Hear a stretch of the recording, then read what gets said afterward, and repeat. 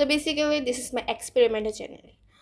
কারণ কীভাবে ভিডিও ছাড়লে ইউটিউবে ভিউ পাওয়া যায় এবং কীভাবে ভিডিও দ্বারা মানুষকে অ্যাট্রাক্ট করা যায় এসব সম্পর্কে আমি কিছুই জানি না। But I want to improve my editing skill, তাই এটা আমার এক্সপেরিমেন্টাল চ্যানেল। আর মেইন চ্যানেল ইজ প্রসেসিং। তো এই চ্যানেলে আমি শুধু ভিডিও ছাড়ি for improve my editing skill obviously. আর আমার মেইন চ্যানেলে আমি এত ঝামেলা চাই না। তো আমি চিন্তা করলাম আমি প্রথমে আমার ডেইলি ব্লগ দিয়ে শুরু করি। যখন আমি এগুলো আমার ডেইলি ব্লগগুলো ছাড়লাম তখন আমি রিয়েলাইজ করছি যে there is nothing interesting in my life. আমি কি করি, আমি ঘুম থেকে উঠে ব্রেকফাস্ট শেষ করি, তারপর আমি স্ক্রল করি মোবাইল, তারপর আমি গোসল করে আবার লাঞ্চ শেষ করি, আবার স্ক্রল করি, তারপর আমি ডাইরেক্ট ডিনারের মধ্যে চলে যাই। ডিনার করার সময় আমি আবার মোবাইল করি। তো আমার ডেইলি ব্লগ পুরো একই রুটিনে যায়। তো একই রুটিনে একই ভিডিও দেখতে মানুষ একদমই পছন্দ করে না।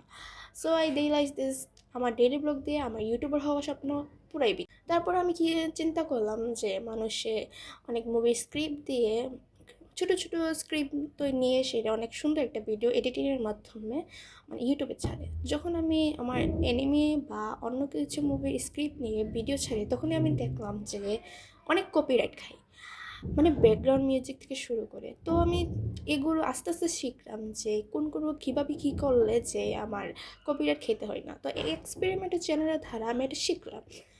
সো যারা আপনার ইউটিউবার হওয়ার শখ, আমি চাই যে আপনার প্রত্যেকজন একটা এক্সপেরিমেন্টাল চ্যানেল তৈরি করেন। তাহলে আপনারা বুঝতে পারবেন কীভাবে কী করলে ইউটিউবের মধ্যে আপনারা আরও বেশি গ্রো হওয়া যায়। আমি আমার এই চ্যানেলে পুরো জগা খিচুড়ির মতন ভিডিও ছাড়ি, এনিমি ভিডিও, আমার ডেইলি ব্লগ ইত্যাদি ইত্যাদি।